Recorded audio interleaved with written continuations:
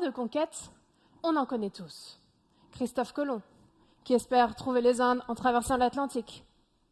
Sacha, qui part explorer le monde et attraper tous les Pokémon.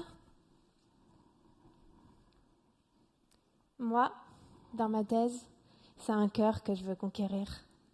Enfin, des cœurs. Ceux des patients qui souffrent de cardiomyopathie arythmogène du ventricule gauche. Un nom presque plus long que ce que l'on sait de la maladie. C'est une maladie génétique qui se caractérise par l'apparition de cicatrices sur le muscle cardiaque.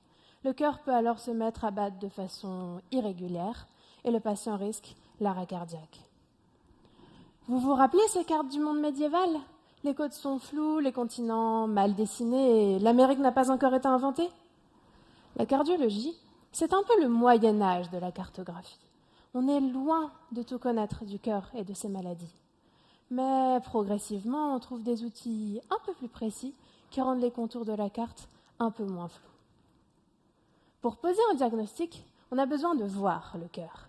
Dans mon hôpital, les patients ont la chance de pouvoir faire une TEP-IRM, un examen encore rare en France. Réunis en une seule machine, l'IRM permet de voir la structure du cœur, tandis que la TEP, ou tomographie par émission de positons, montre son activité. Sauf que les cardiologues, ils galèrent.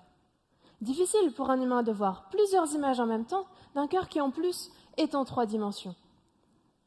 Pour les aider à mieux comprendre cette maladie, j'utilise l'intelligence artificielle pour combiner les données IRM et TEP de chaque patient, dans l'espoir de faire émerger des informations nouvelles, invisibles à l'œil nu. Il faut que je vous avoue, pour garantir l'anonymat de mes patients, je les ai tous renommés comme des Pokémon. En comparant tous les Pokémon, l'IA établit automatiquement la liste des combinaisons de caractéristiques IRM et TEP du cœur. Elle crée donc un compte-rendu similaire à celui des médecins, mais plus rapide et plus complet. En gros, elle obtient leur fiche Pokédex. Ensuite, j'essaie de déterminer s'il existe des corrélations entre les données images et les données cliniques comme le sexe, l'âge ou la survenue d'événements cardiaques. Ce Pokémon a de l'inflammation?